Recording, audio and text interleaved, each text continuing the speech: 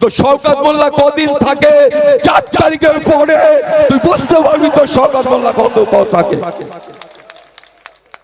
লক্ষাধিক ভোটে এখানে নওশাদ জিতবে, এটা জেনে রাখা উচিত। ওই ফরচুন জেনে রাখা উচিত। এই শয়তান, যে শয়তান আপনাদের এখানে ক্যান্ডিডেট হয়েছে, 2 কোটি টাকা দিয়ে আরাবুল ইসলামকে বহিষ্কার করা হয়েছে। কেন?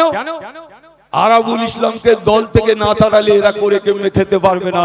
একচেটিয়া তোলাবাজ। আমি একদিন বলেছিলাম, আপনারা দেখেছেন কিছুদিন আগে সামনগরে পোলেরহাটে থানা থেকে বেরিয়ে ভদ্রলোক 12-13 খানা গাড়ির সাথে, কোন আইএসএফ এর কর্মীদের হিম্মত হবে যে ওনার গাড়িতে বোম মারা?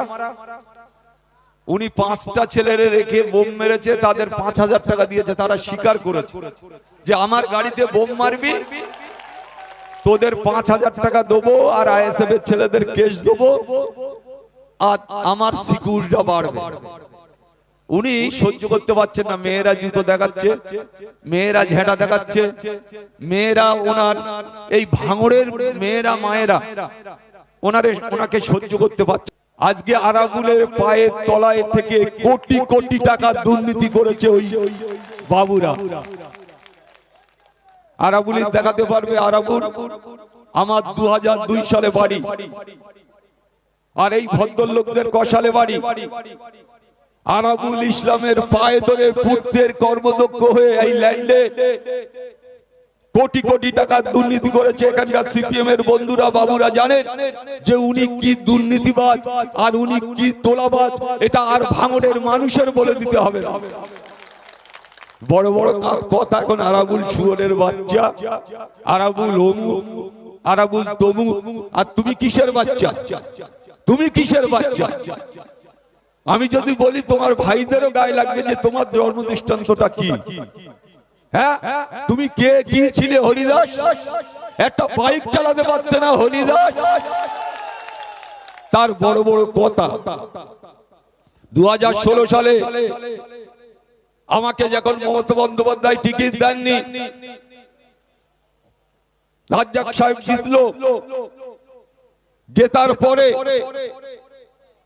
পঞ্চায়েত সমিতির টিকিট নেওয়ার জন্য 2018 সালে 2টো পা ঝরিয়ে, এখনো আমার স্ত্রী আমার ওয়াইফ বেঁচে আছে, দুজনের পায়ে জড়িয়ে হাউ করে কান্না আমার বাড়িতে, যে আমার একটা টিকিট না দিলে আমার আর খাওয়া হবে না।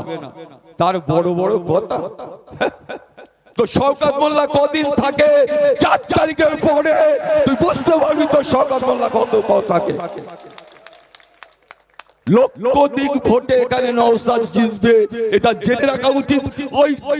ওই ফরচুন জেনে রাখা উচিত। শওকত বাবা বাঁচাতে পারবে না ভাঙড়ে, আল্লাহ ছাড়া কেউ বাঁচাতে পারবে না। আর তোর মতন ফরচুন রাস্তার ধারে পড়ে থাকবে, এটা জেনে রাখবি। বড় কথা, ছোট মুখে বড় কথা। রাজনীতিতে আরাবুলের পায়ে ধরে শিখেছিস, তোর এখনো ভাইরা জানে সব। তুই আরাবুলির গালাগালি করিস, তোর ঠিক, তুই ঠিক তোর মা বাবা তোর ঠিক কি মানুষ করতে পেরেছে? মানুষ করতে পেরেছে তোর মা বাবা? শয়তান কোথাকারে, শয়তানের থেকেও খারাপ একটা শয়তান। আরে যার পায়ে ধরে, যার কাছ থেকে টিকিট নিয়ে করে কমে খেয়ে 2তলা 3তলা বাড়ি, পাম্প, পেট্রোল পাম্প, আরাবুল জেলে গেছে আর এনারা লুট করেছে। কোথায় ছিলি তুই? কোথায় ছিলি? তোর শওকত বাপ কোথায় ছিল আর তুই কোথায় ছিলি? বড় বড় কথা।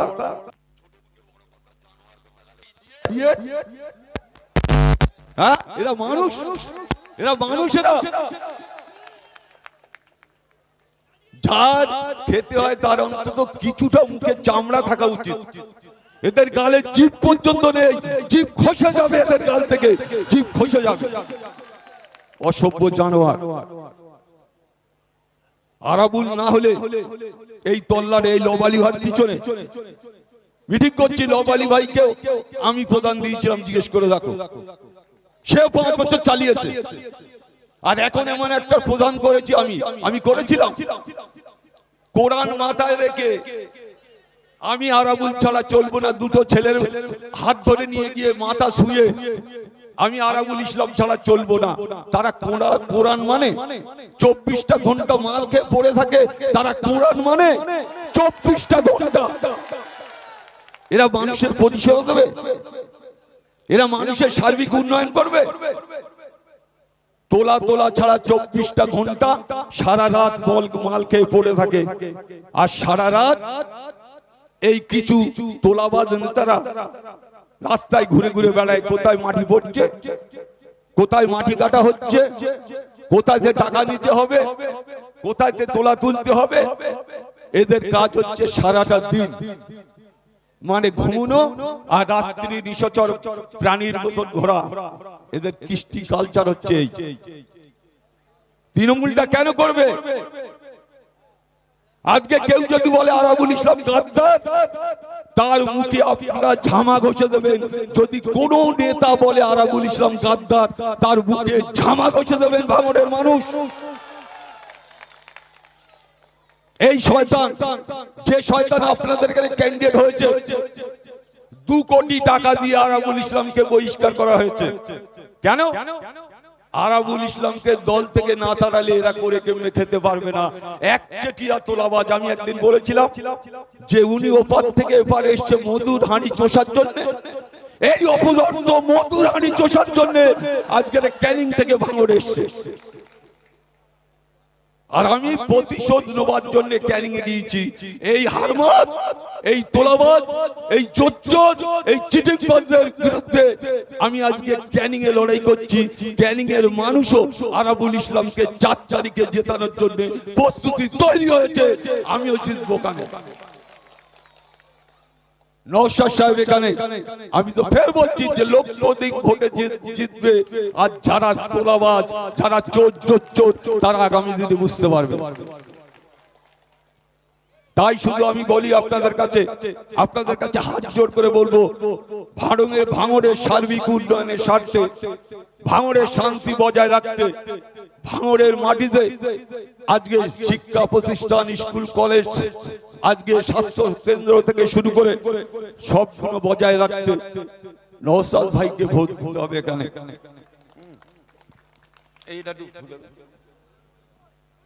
তাই আপনাদের কাছে আমার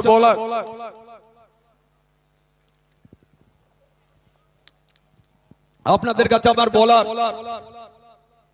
যে এই দলটা আমি কেন ছেড়েছি। এই দলে আপনাদের কাছে আমার বলার, যে কটা নেতা করে কেমনে খাচ্ছে তারা ছাড়া শওকত মোল্লার সাথে কেউ নেই। বাইরে থেকে ফুলের বস্তা নিয়ে যাওয়া হয় আর মায়েদের গুণীদের কাছে হাতে দেওয়া হয়, তোরা ছড়া আমার মাথায়, শওকত মোল্লার মাথায় ছড়া। এই প্রতিদিন ফুল নিয়ে আসে 2-3 বস্তা 4 বস্তা করে এনে সমস্ত মায়েদের হাতে, বোনেদের হাতে দেয় আর তারা ফুল ছড়ায়। আর ও মনে করছে ভাঙড়ে আমি জিতে গেছি, ভাঙড়ে জিতে গেছি। আর কড়া যন্ত্রর সাথে আছে, আমি নাম ধরে বলে দিতে পারি তারা কারা। তাদের নারী নক্ষর পর্যন্ত আরাবুল ইসলাম জানে। এই 2023-এ যাদের টিকিট দিয়েছি তারা কারা? তারা সব হচ্ছে কালসাপ, তারা হচ্ছে তোলাবাজ, তারা হচ্ছে লুটেরা, তারা কেউ জমি চোর, কেউ তোলাবাজি। যিনি এখানে ক্যান্ডিডেট হচ্ছে আপনারা জানেন। আজকে আপনাদের অনেক গল্প আছে, আমি বলবো আজকে যে আজকে এরা কারা। ভাঙড়ের পার্টিটা তৈরি করেছি আমি, মমতা বন্দ্যোপাধ্যায় যখন কলকাতায় করেছে, আর ভাঙড়ে তৈরি করেছি আমি। ওই এখন যিনি মাননীয় বলে সবাই, ওনার চোখ দিয়ে উনি আর দেখতে পান না, উনি কান দিয়ে শুনতে পান না। একটা সময় আরাবুল ইসলাম ওনার ছোট ভাই ছিল, এখন উনি সেটা চিনতে পারছেন আরাবুল ইসলাম কে। একজন খুনি, একজন তোলাবাজ। ভাঙড় থেকে টাকা তুলে মুখ্যমন্ত্রীর কাছে পৌঁছয়, সেই তোলাবাজ হলো ক্যান্ডিডেট, সেই তোলাবাজ অবজারভার, সেই তোলাবাজ সবকিছু। এখানে খাস জমি থেকে শুরু করে, ওয়েটল্যান্ড থেকে শুরু করে আজকে একটার পর একটা দুর্নীতি কোম্পানি থেকে শুরু করে ছোট বড় কোম্পানির কাছ থেকে জোর করে জুলুম করে টাকা আদায় করা থেকে শুরু করে আজকে তিনি ভাঙড়ের মানুষ নাকি তানার ভোট দেবে। আজান হচ্ছে, আজানের পরে বলবো আপনারা একটু ধৈর্য ধরে বসুন। ভাইজান এক্ষুনি আসবে। আমরা শুধু এখানে ভাঙড়ে ভাইজানের সমর্থনে ভাইজানকে আগামী 29 তারিখে 29 এপ্রিল বিপুল ভোটে জয়যুক্ত করার আহ্বান নিয়ে আমরা সারা জায়গাতে এসেছি। আপনারা জানেন আমি ক্যানিং এর ক্যান্ডিডেট, তা হলো আমি সেখান থেকে 50 সেরে এখানে এসেছি। আমার এখানে আসার কয়েকটা মানে গুরুত্বপূর্ণ বিষয় ছিল। এই চোর চোর চোর ফর চুল, অমুক চুল তমুক চুল, এই চুলগুলোর বিরুদ্ধে কিছু বলার জন্য আমি এসেছি এখানে। এখনো বলবো কোথায় কোথায় ওরা টাকা নেয় আর কোথায় কোথায় ওরা শুয়ে থাকে, কোথায় রাত্রি কোথায় থাকে সব বলবো। আপনারা একটু ধৈর্য ধরে থাকুন। বাড়ি পর্যন্ত তালা মেরে দিচ্ছে সকাল থেকে। আপনারা ভাবুন এই জাল্লাদ এখানে মিটিং করছে, কোনো ব্যাপার নেই, কিন্তু ক্যানিং এ ওর বলা আছে জারাবুল যেদিন ঢুকবে সেদিন তোরা সকাল থেকে মাইক প্রচার করে সেই এলাকা বন্ধ রাখবি। তাহলে ওরা আমাকে ভয় পেয়েছে। আমাকে তৃণমূলের যেটা চুনো পুটি মাঝারি সেজো ছোট মেজো যারাই আছে আর বড় এখানে ঘুরঘুর করে বেড়াচ্ছে, সব কটা নেতারে বলে রেখেছে যে আরাবুল যেদিনই ক্যানিং ঢুকবে তোরা সব বন্ধ রাখবি। আমি দেখছিলাম গত পরশুকার দিন আপনারা দেখেছেন কয়েক হাজার বাইক, আমার সাথে কতগুলো স্করপিও, কতগুলো 407 আমার সাথে ছিল। বাবুরা দেখে শুধু মানে ঢোক গিলছে, শুধু ঢোক বলছে যে আরাবুল এত লোক কোথায় পেল। সমস্তটাই ক্যানিং এর মানুষ। ক্যানিং এও 13টা অঞ্চল।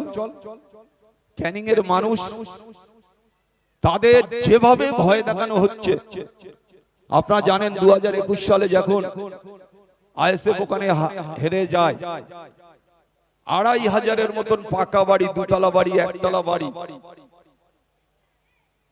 2500 বাড়ি শুধু ভেঙে দেয়নি, ভেঙে দিয়ে সেখানে জিসিবি দিয়ে সেই ভিটে বাড়ির মাটি কেটে বিক্রি করে দিয়েছে মানে আইএসএফ এর তৃণমূলের লোকেরা।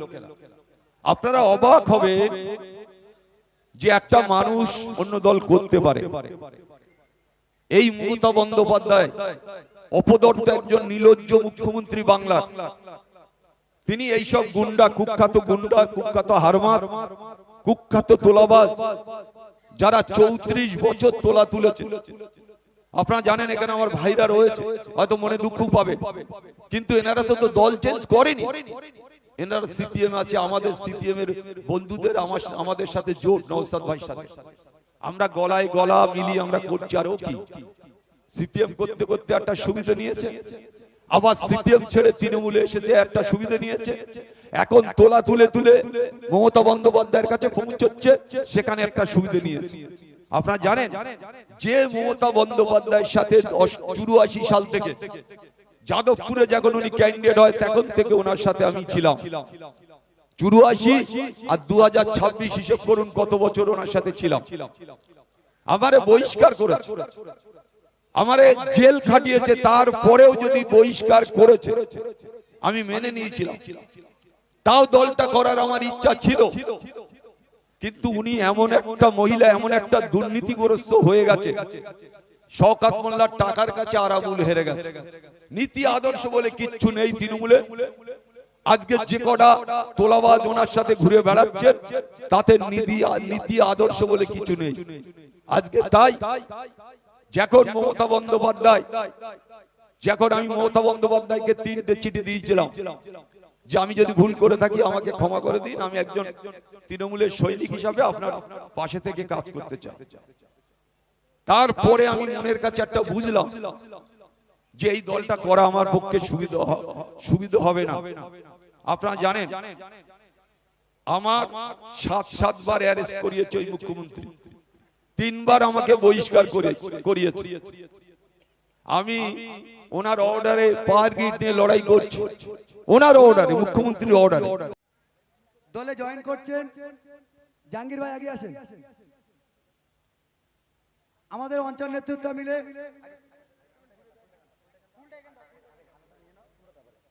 আমরা জয়েন পর্বটা সেরে নেব। ফুলটা ধরো।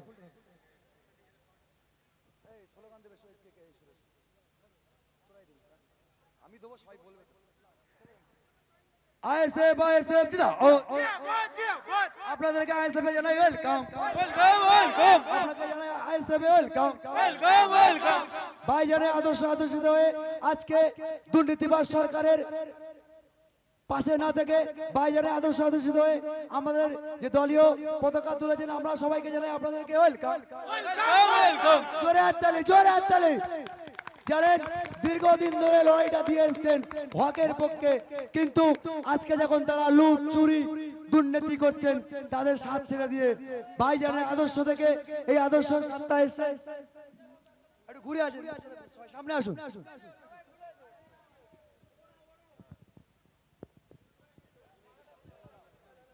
ঠিক আছে সবাই জোরে হাততালি।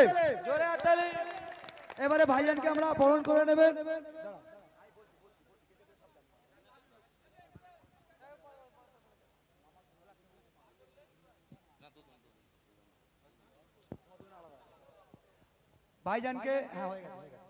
ভাইজানকে মালা পরে বরণ করিয়ে নিচ্ছেন আমাদের মিরাজ বাবু এবং মহিবুল বাবু। ভাইজানকে মালা পরিয়ে বরণ করে নিচ্ছেন জোরে এবং ব্যাস পরিয়ে বরণ করে নিচ্ছেন আমাদের মুসা মামা। ভাইজানকে ব্যাস পরিয়ে বরণ করে নিচ্ছেন মুসা মামা।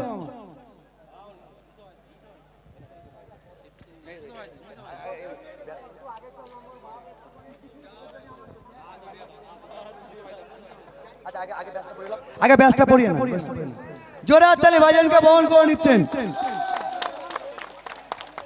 আর উত্তরে পরিয়ে বরণ করে নেবেন আমাদের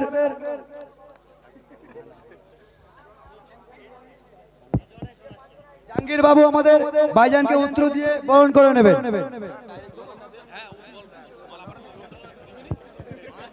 ভাইজানকে উত্তরে দিয়ে বরণ করে নিচ্ছেন জোরে হাততালি। জাহাঙ্গীর বাবু বরণ করে নিচ্ছেন জোরে হাততালি। তাহলে আমাদের এবারে বক্তব্য আমরা চালু করব।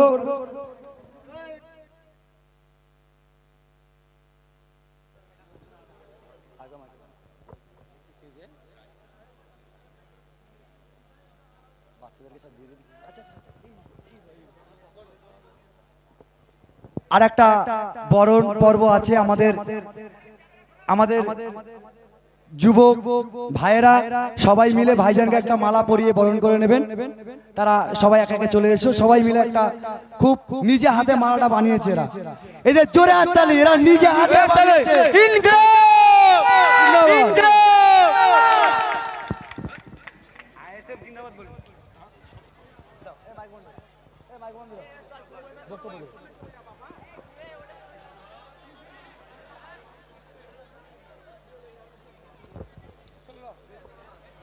আমরা বক্তব্য রাখার জন্য আরবুল ইসলাম মহাশয়কে সংক্ষেপে অনুরোধ করব। জোরে হাততালি। ধন্যবাদ। আমাদের যার অপেক্ষায় আমরা এতক্ষণ ছিলাম, আপনারা জানেন ভাঙড়ে সুখ দুঃখের সাথী 5 বছর আপনাদের সাথে থেকে কাজ করার সুযোগ করে দিয়েছেন আপনারা। আমার অত্যন্ত প্রিয়